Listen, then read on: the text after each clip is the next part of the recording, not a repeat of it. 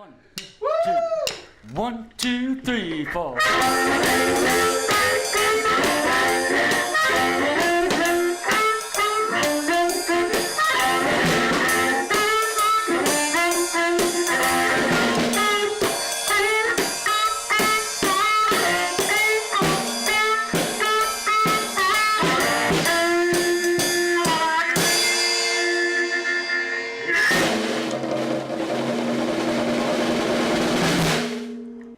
Ladies and gentlemen, welcome to Justin and Johnny's Gigantic Effing Talent Pageant!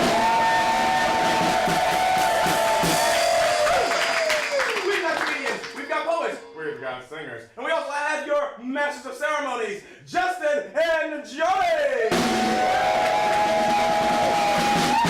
Let's bring one up to the stage right now, Justin P. Drew!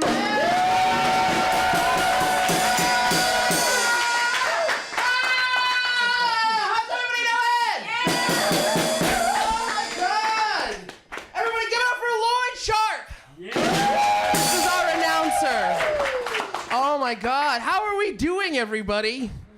Welcome to the first episode of Justin and Johnny's Gigantic Effing Talent Pageant. I'm Justin P. Drew. This is Johnny Barash over here on the drums. Johnny Barash and the Barash Tones. You guys stoked about Trump? No. How stoked are we all about Trump? You guys, we're at a TV taping in like a cable access TV studio in Cambridge. You are all liberal. Like a Trump like if a Trump voter walked in, like their skin would just start burning. I don't know. So this is gonna be airing later than we're taping, but so for those of you watching out in the world, a week ago, all of the rally happened, the Freedom Rally in Boston. So we're gonna be talking about that. Everybody is making fun of Trump the last week because Trump looked at the sun, because he looked at the sun during the eclipse. And honestly, why? Let him look at the sun. It's not gonna blind him. Nothing can stop this guy. Think about all the times during the campaign trail, like a new thing came out and you're like, Trump is done now. No, he wasn't. No, he wasn't. Every new roadblock that just came up, he just went, and just headbutted his way through it. Just,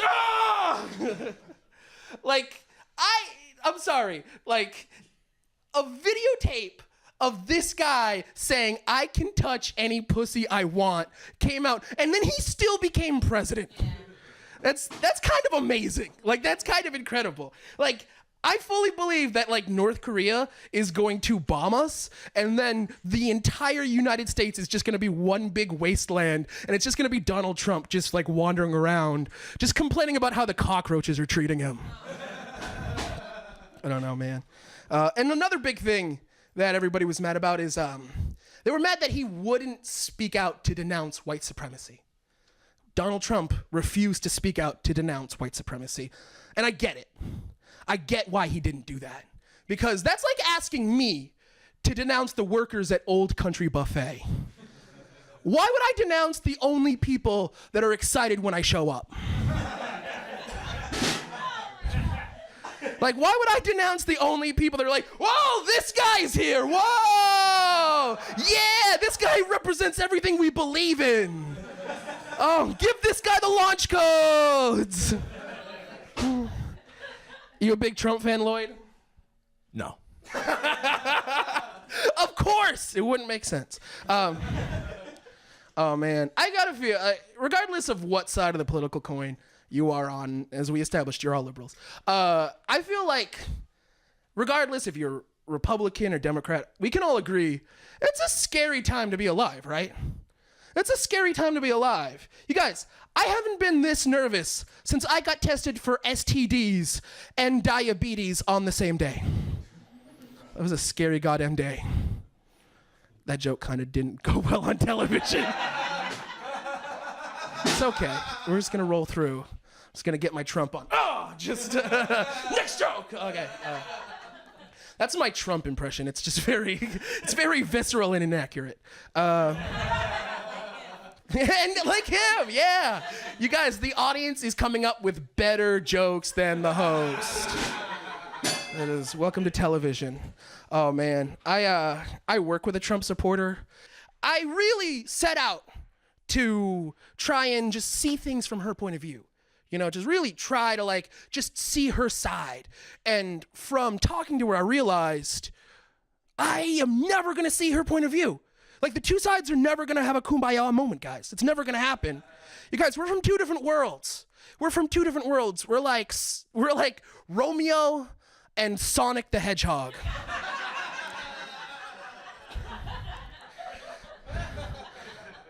I do have what I like to call liberal blind spots, though. I'm not 100% liberal. I'm not. Like, for example, when somebody says to me, universal health care, I'm like, woo! And they're like, oh, $15 minimum wage. I'm like, yeah! And they're like, go vegan. And I'm like, make America great again. Are you guys ready for a show? Woo! Are you guys ready for a whole TV show? Give it up! My name's Jared Palopoulos. I was named after a bag of Scrabble tiles, and yeah, to be here. I love concerts. I go to a lot of concerts. Like I've gone to enough that there's a ringing in my ear all the time. It's a C sharp or a D flat if you're a pessimist. And the best concert I've ever been to was Kanye West and Jay-Z. That was fantastic. Like no matter what you think of their music, they played one song for the encore, and they played that song 7 times in a row. And I was hyped 7 times in a row because they did this like good cop, bad cop thing to get everybody hyped in between songs. Like Kanye would be like, Jay, it's like 10:45, curfew's at 11, Boston has to go home. Then Jay-Z would be on the other side and he'd be like, nah, yay, I don't think Boston's ready to go home right now. And I'd be in my seat like, don't risk it all for us, Jay-Z. You got a wife and kid. Then he puts it out, he goes, Boston, are you ready to go home right now? And I was like, hell no, Jay-Z. I'm not going home tonight. I live in a very bad neighborhood. It's a 20-minute walk from the train to my apartment. Take me with you. I want to meet Beyonce. It's true, I do take the train a lot, and if you're ever in Boston, I recommend taking the T, man.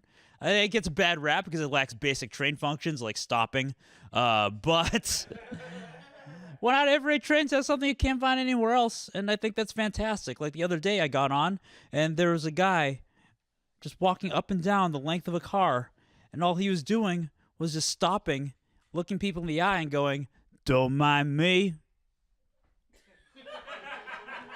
Don't mind me. I spend my day drinking and smoking weed and sexing sexy ladies. And then he took a seat and he just goes, now I'm eating Cheetos. And to be fair, he was eating Cheetos, so the rest is probably true. Well, he wasn't really bothering anybody, so I sat down across from him, and a young lady got on, sat like 3 seats down, and he starts trying to talk her up, like, oh, baby, let's talk, let's chat, and this woman was not having it. This is like 10:45 at night on a Wednesday. She's got like a bag from the gym. She just looks exhausted, and while this guy's talking to her, she just looks off into nothingness and whispers to no one in particular, please. Not tonight. Like he's a ghost that's been haunting her every 5 days. But like he keeps trying to talk to her, and I can't stand to see somebody getting harassed on a train, so I got up out of my seat and I was like, dude, come on. And I sat right back down. I can't be intimidating. I look like an undercover cop for a middle school. Like... But that was enough, because he stopped paying attention to her and started yelling at me. Like, eventually she got off at her stop and left, and he just started yelling at me for the next 20 minutes of this train ride, like, yelling ridiculous shit. Like, at one point he goes, this guy called me dude. No one calls me dude. I'm from Brooklyn, New York, USA. And I was like, there's not another Brooklyn, New York. It's not a Brooklyn, New York, Venezuela. So the poem I have for you guys is called I Had a Soul Before Retail. Thank you for coming to our store today. My name is Lexi, and I wear this big, baggy, brown t-shirt with a smile because it pays for my bills. I have no actual concern for your pet, just excellent customer service skills, but I take that back. I adore your shit cockerdoodle lab or whatever. It's you. Yes, you snapping your fingers in the air can go eat dog kibble, for all I care. And you, showing the price of tuna in my face, can shove that can where your cat can't taste it. And furthermore, because you insist on continuing this debate, I'm going to make it to the gym too late. I will, however, make it to the liquor store real quick and spend the rest of the night on my couch with vodka and Netflix, all because of your cat. That's right. I'm blaming my alcoholism on your cat. You see, it's 9:05, my doors close at 9, and honestly, I usually lock them at 8:55.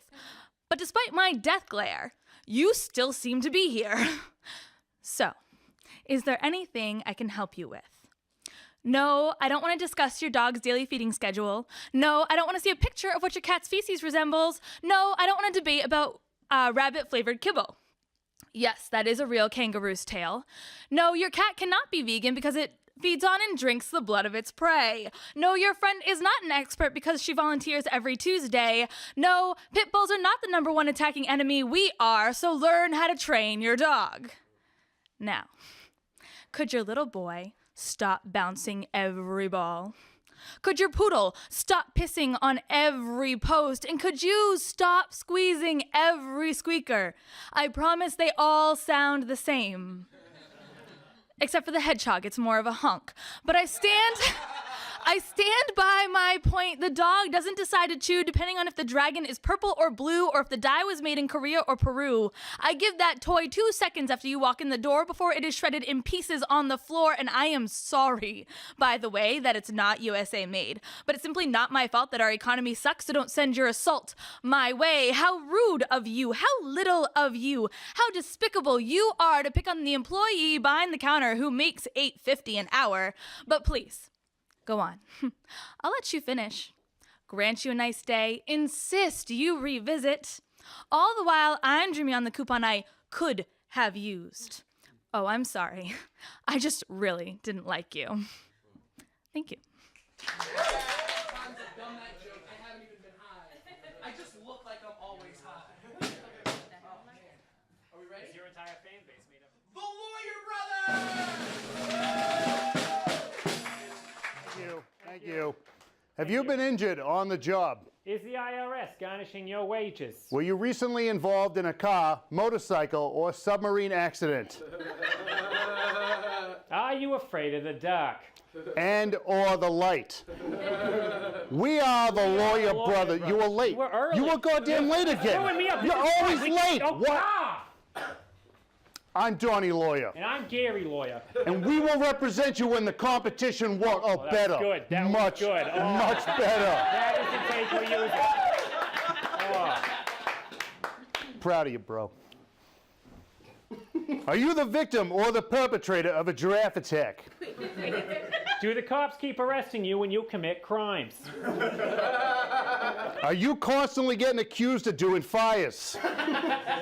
Did you recently kill a vampire who later turned out not to be a vampire? Were you also disappointed in the ending to Herbie Fully Loaded? Did you invest heavily in Beanie Babies in the 1990s? Have you ever been frightened by a horror movie or the elderly? Did you recently find yourself not as bulletproof as you previously thought? Are you a hot but mouthy broad who's getting sexually harassed? We will represent you. Have other lawyers laughed at you and told you that your case is a joke? We are not in a financial position to turn down any client. Were you exposed to any of the following while on active duty for the KISS Army? Asbestos, Uranium, special sauce, adamantium, space chlamydia, the fourth, Darwinism. the liberal agenda. For over 25 years, we have helped those who are injured through no fault but their own. Last year, a client of ours slipped on a patch of ice in front of an orphanage, and no other law firm would take his case. We took the case and shut that orphanage down. Yeah, up top. We also practice family law. Do you hate the dumb face your parents gave you? Are you being asked to testify against your spouse? Would you like to testify against your spouse? Is your uncle inappropriately touching your Xbox? Does your mom love Rudy more than you? We will ruin Christmas.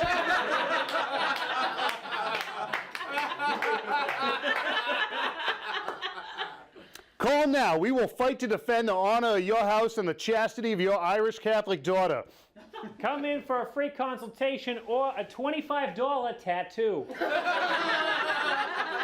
Our offices are located behind the PetSmart off Route 1 in Saugus, across the street from the old abandoned bowling ball factory, next door to the old Haunted Mountains warehouse with the snake infestation. Yeah, in between the Dunkin' Donuts that used to be another Dunkin' Donuts. Just dial 1-800-LAWYER Brothers. It seems like too many numbers. Just dial it real fast.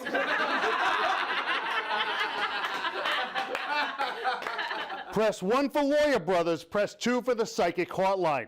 Para Espanol. Pusho numero 3. We will try our buenoist. Thank you. Thank you. Thank you. You guys are like a real trio of Austin Powerses. You guys are all just like different alternate reality versions of Austin Powers. Welcome back to Justin and Johnny's Gigantic Epic Talent Pageant. Can I hear it? Oh my God, you guys! We are about to sit down. Every episode, I will set out to do what I like to call interview with a human. I want to interview. I don't want to interview like celebrities. I want to interview people that are like on like the ground floor of life, actually doing real stuff. Today on our pilot episode, we have Massachusetts State Senator Will Brownsberger. Give it up for him, everybody. Will, how's it going? Going great. Going great. How you feeling so far? Pretty good.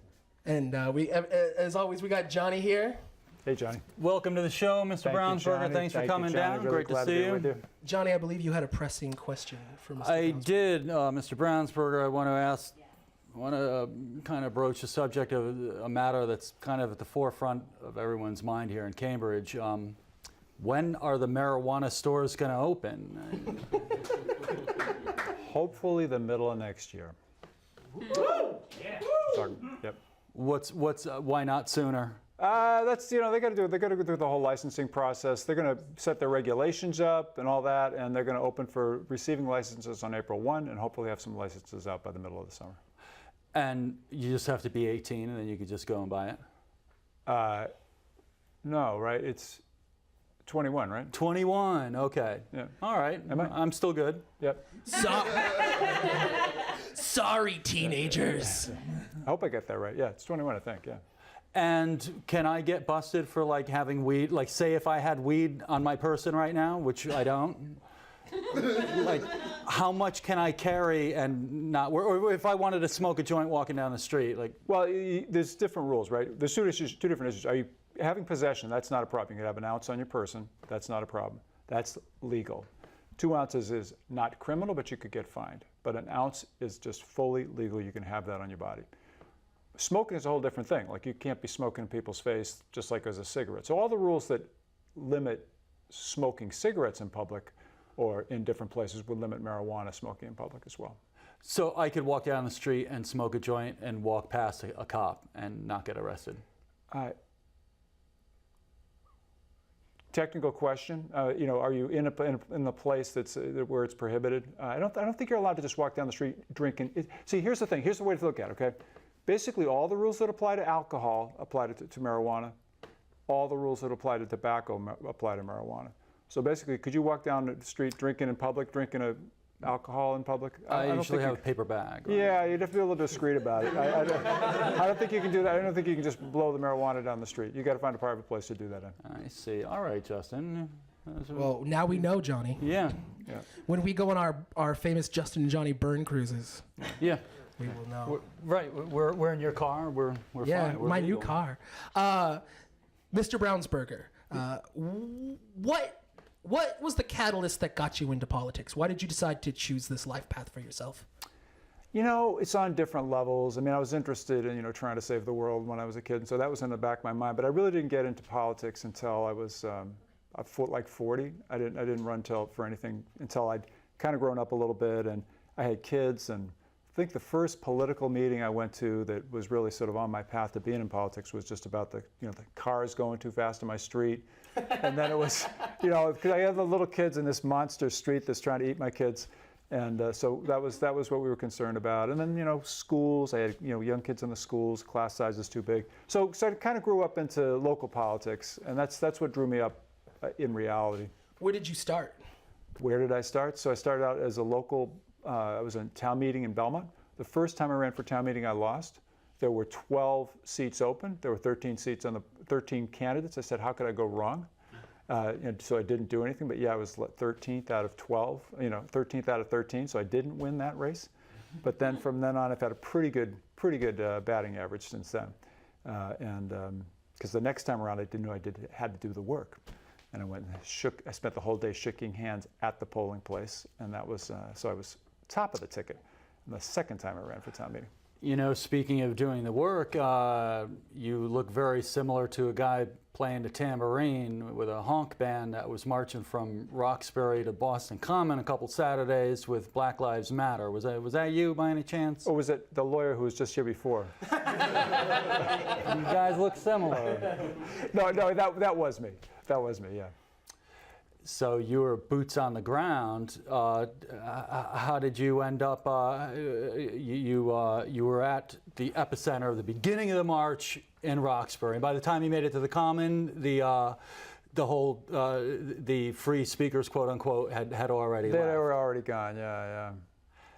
And the march in Roxbury started with Black Lives Matter speakers and speeches. Is that right? Yeah, it did. Yeah. And what was your favorite thing that was said in one of those speeches? I'm trying to remember. You mentioned you were going to ask me that. I'm thinking, darn, what did everybody say? I've had a lot of conversations lately, but I'll tell you the one that meant a lot. One of the messages that I liked especially in conversations I've had with kids was, kids, we got to start lace up. Lace up. That was the new slogan, lace up, which stands for love and seek enlightenment. And it was talking about bringing the black community together and also mutual respect in all directions. And so I thought that was a kind of a beautiful message, and that meant a lot to me. As a musician, were you playing the tambourine on 1 and 3, or 2 and 4, or all 4 beats? Well, it's actually interesting because my first instinct was to go on the downbeat, but then one of the cast says, "Can you do it on the offbeat?" I said, "Yeah, I could do that."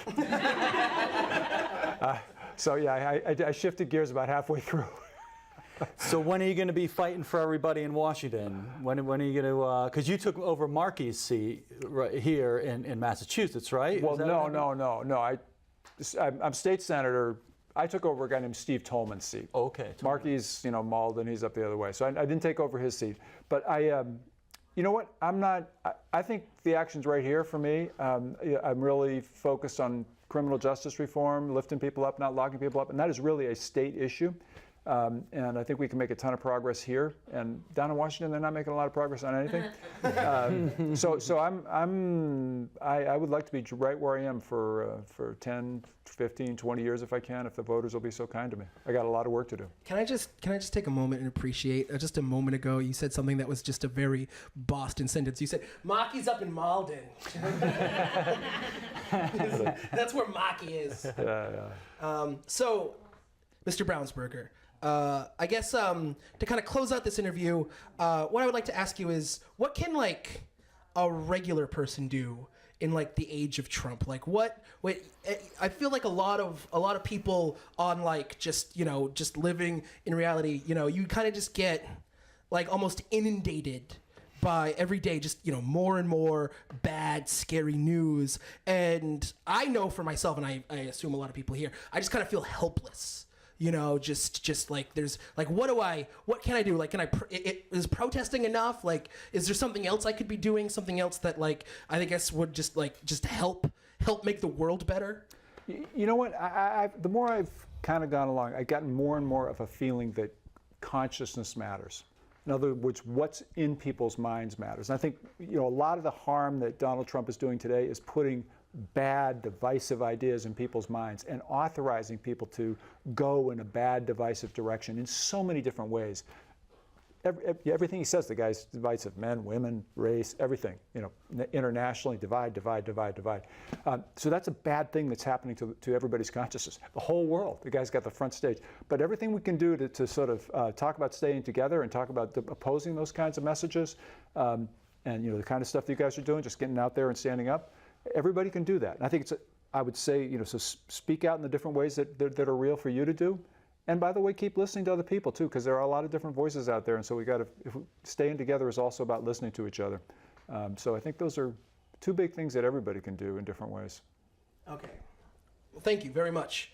One last question. Yeah. Predictions for tonight's Game of Thrones finale. No, stop. What? You're not caught up? No.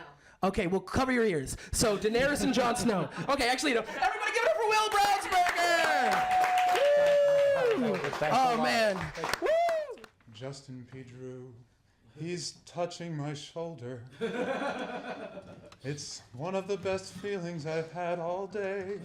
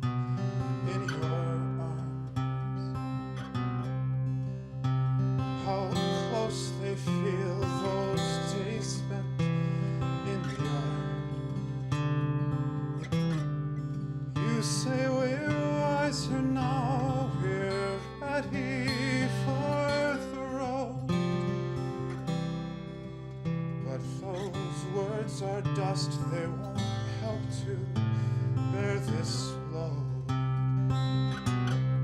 Oh, Father, it's hard to let you go.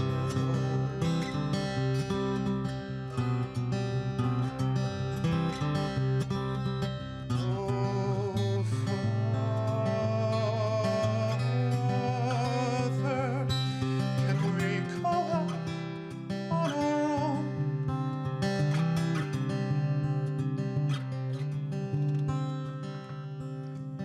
You say, don't worry, child, there is nothing here to fear.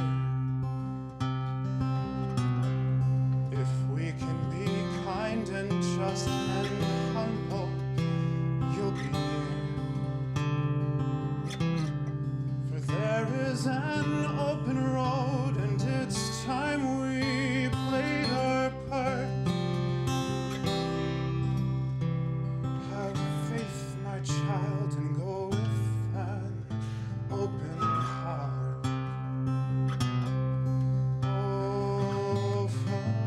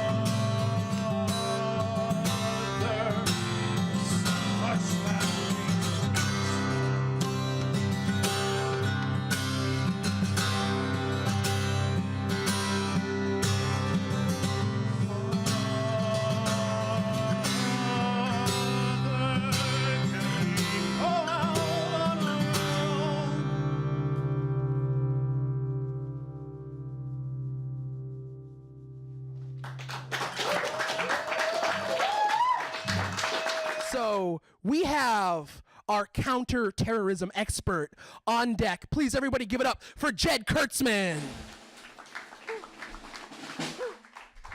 Thank you, Justin Pedro. I appreciate it. I am here to talk about the problem tonight, that is ISIS. Now, we've had a lot of laughs, we had a lot of fun, so let me put this in a way that you jokey ha-ha people will understand the problem that we're dealing with. All right? Knock, knock. Who's there? Yes.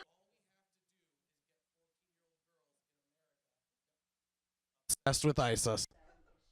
Oh, we are? Thank you. Oh, okay, talking, ISIS, knock, knock. Okay, so what do we need to do? We need to swap out this mic? Okay, we're going to swap out this mic. Jed, sorry in advance. You're probably not making air. We had a lot of fun tonight. We had a lot of laughs. But I'm here to talk about the most important crisis in our country, which is the terrorist organization known as ISIS. So let me put this in a way that all you jokey haha people can understand. All right? Knock, knock. Who's there? ISIS. ISIS who? Ice is important to have in any delicious glass of lemonade on a hot summer's day. Knock, knock. Who's there? Delicious glass of lemonade. Delicious glass of lemonade who? A delicious glass of lemonade is a great way to cool off after a long day of beheading first world journalists. Knock, knock. Who's there? First world journalist. First world journalist who? First world journalist who escaped the ISIS compound and really hopes you have a radio. I seek asylum in your village. Oh God, the horrors I've seen. Knock, knock. Who's there? The horrors I've seen. The horrors I've seen who? The horrors I've seen will keep me awake every night for the rest of my life. What's good with that radio?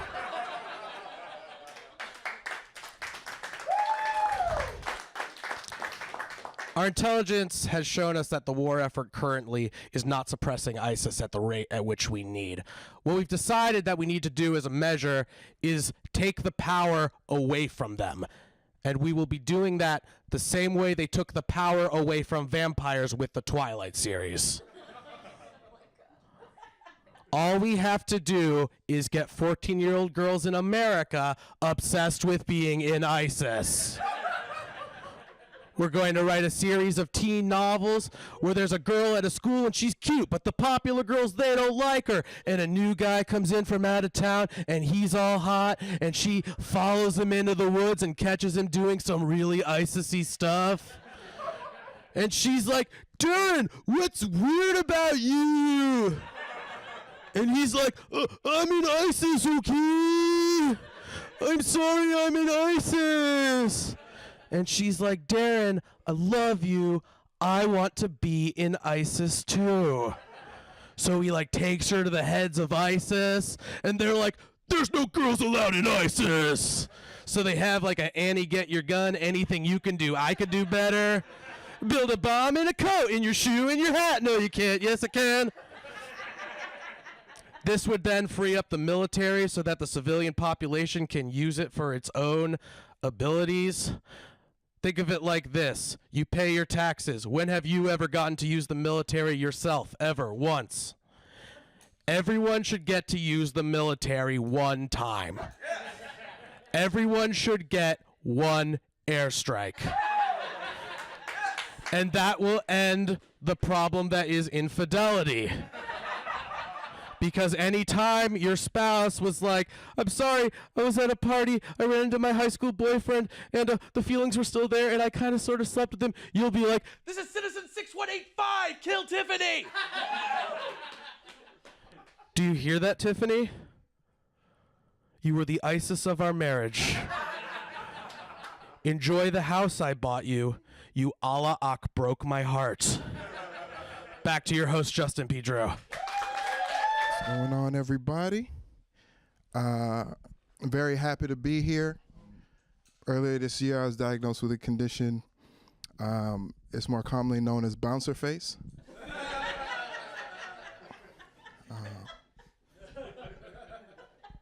Some of you may have picked up on that before. It really starts to flare up when I put both my arms down. I'll just show you real quick.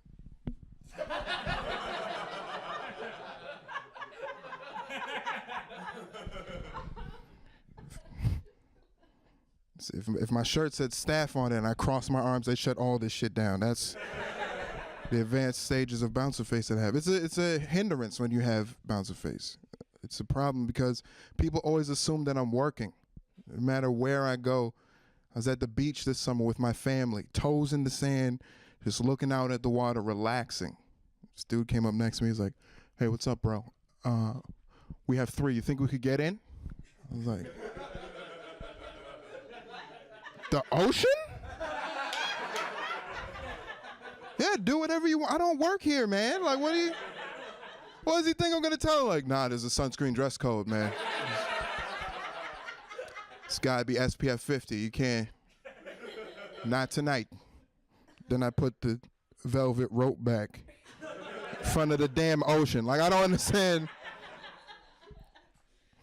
One of those people that feels like they missed their era. Like, I wish I was born in a different time period, like the 1920s, 1930s. That era where all the lead singers sounded like trombones. You know the period of time? "Oh, sweet baby pie, I wanna hold your hand." Like, I want to be from that time. Just for the music. No other aspect of the 1920s would be ideal for me.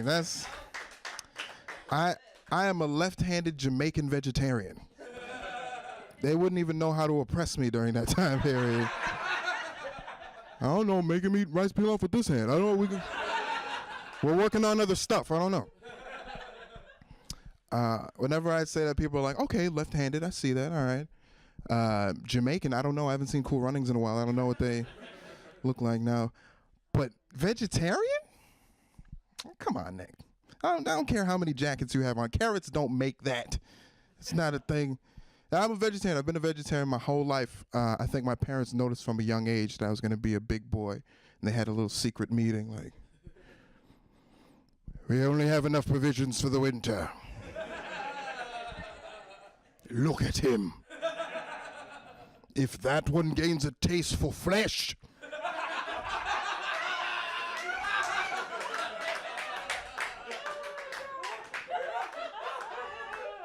he shall devour us all.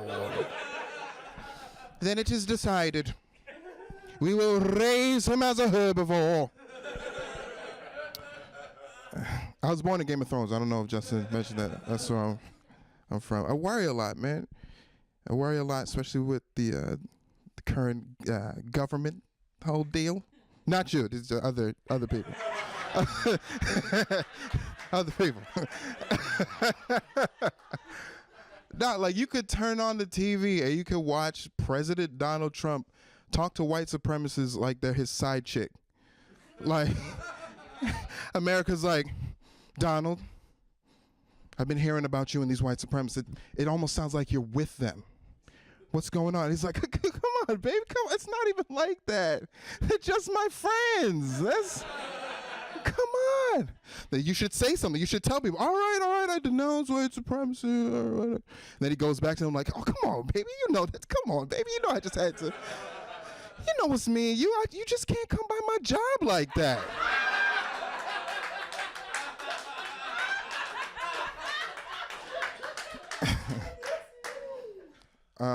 I worry a lot, man. I worry about money, too. That's why I constantly check my online banking. Because there's nothing more embarrassing than when you swipe your card through at the register and the machine makes that noise to tell on you. It's like, "All right, thanks. Have a great day." Beep, doo-doo. You try and play it off like, "Well, you get a Snapchat? What was that noise?" No? Oh, the card was the card? What? Yeah, swiping again, sure. Beep, doo-doo.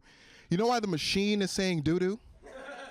You don't have shit in your account. I don't know who you're trying to fool in that situation. So this one day, at the time I had Bank of America, so I log on to see what my accounts are doing. And first up, savings account, I look across and I see the balance, $0? So far, so good. That's exactly how I left it. I'm not even worried about that. I checked the checking account, and I see this number. I will never forget this number. In red, it said negative $888,888.88. That is almost $1 million. It's like I won the lottery on opposite day. That is a terrifying situation to be in. So I call up Bank of America. I need to find out what's going on. And every time I call there, they put me on the phone with someone who has a Southern accent. And just me, I don't know why, it just makes me trust them less with like numbers and math and accuracy. It's like, can I talk to somebody from a blue state? What the hell's going on here? So I'm talking to this woman, Cheryl, and Cheryl's looking at everything. She's like, Mr. Chambers, I don't know what's going on.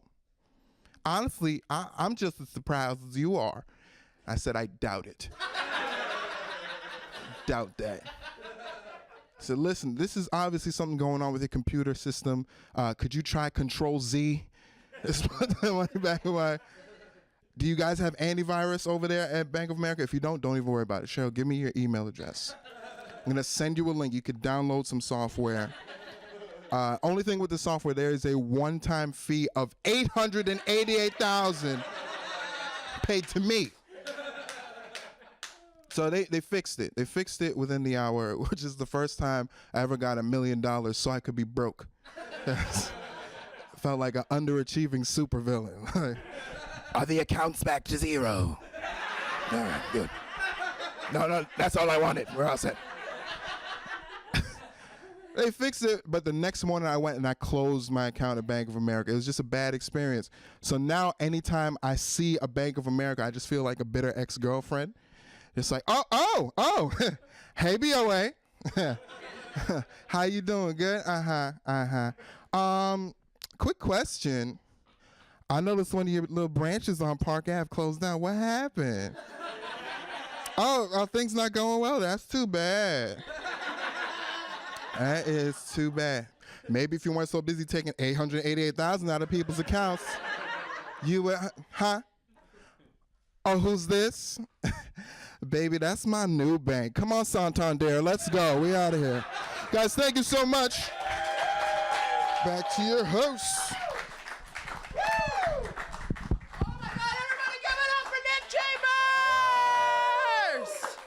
Oh my God! We are nearing the end of our show. Oh my God!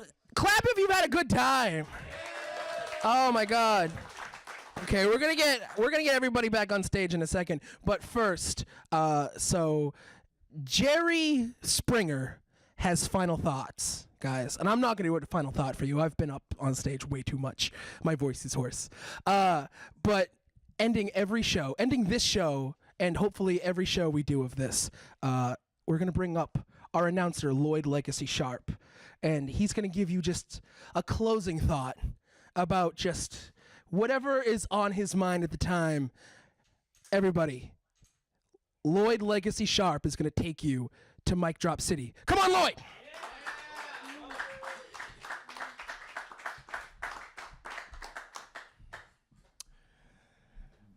There was to be a stool.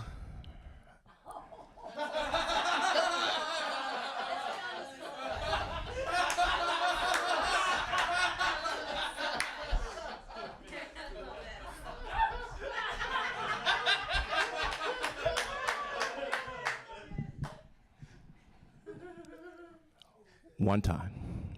That's it. I am the mayor of Mic Drop City. And I'm here to strudel a little bit of truth onto this pastry of pageantry.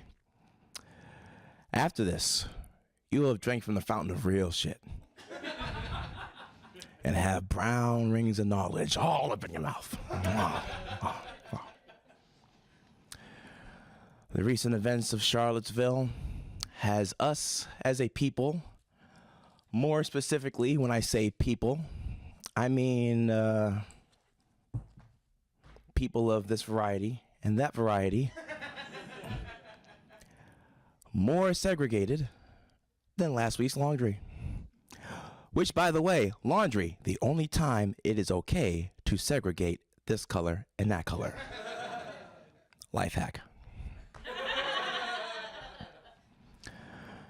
So we, as the people who have pretty much been agreeing that Nazis are not okay since ever, have decided to solve the problem by fighting amongst ourselves about how to deal with the problem. You know how well that works, right? Exactly, because it doesn't. You know how that works? Let me give you an example. Try unclogging a drain by starting a flame war. Yeah, didn't hear it either. Try removing a tumor with a strongly worded Facebook post. Because Lord knows that has always not worked. Say it with me. That shit doesn't work. I didn't hear you! That shit doesn't work. Recognize. And now all the people online of the left variety, they encourage us to go online and say, we need to tell people to punch these Nazis because that'll make it all better. Well, sure. But did it really? Does it really? Will it really? You can punch a Nazi. It may feel good in the moment. But there's a lot of things I can do. There's a lot of things I can do that will feel good in the moment that would have long-term consequences. Child support. Sorry, irritation in the throat. And you know what? You can punch a Nazi, you can knock him out, but when you knock him out, what have you done? Nothing, but knocked into him an incentive to keep being ignorant, which he'll be when he wakes up, by the way. So what I suggest is we handle this shit Gandhi style. Not peace. No. I mean, have sex with the white man's girlfriend.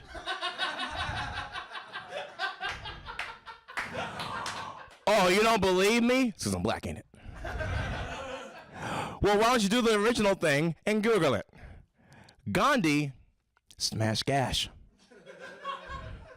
He pummeled Poon. I'm the mayor of Mic Drop City. Gandhi was the mayor of Muff Dive City. So what I'm saying to all my brothers out there,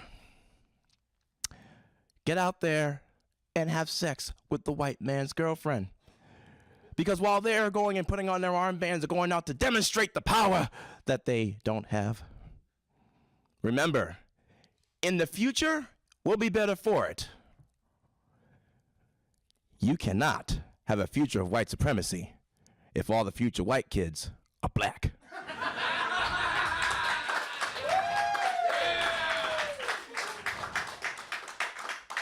Roll safe.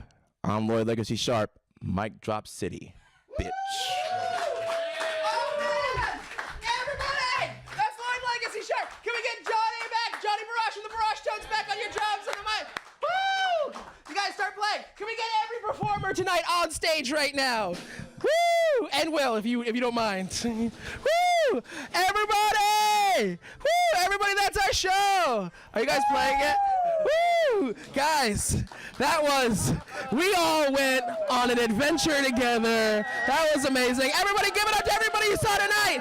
Give it up for me. Give it up for Lloyd. Give it up for Johnny. Give it up for Jared Palappo. Give it up for Lexi White. Give it up for the Lawyer Brothers. Give it up for State Senator Will Brownsberger. Give it up for Nate Taylor. Give it up for Jed Kurtzman. Give it up for Nick Chambers. Woo, give it up for yourselves. You guys, that's our show. Hopefully we'll have more of these. I don't care though.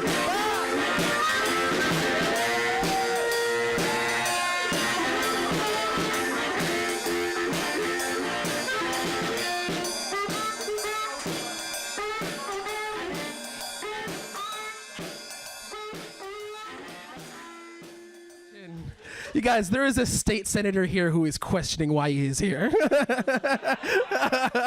He's just like, I've made a mistake! Ah! Sorry. I love you. Thank you for being here. Please don't leave.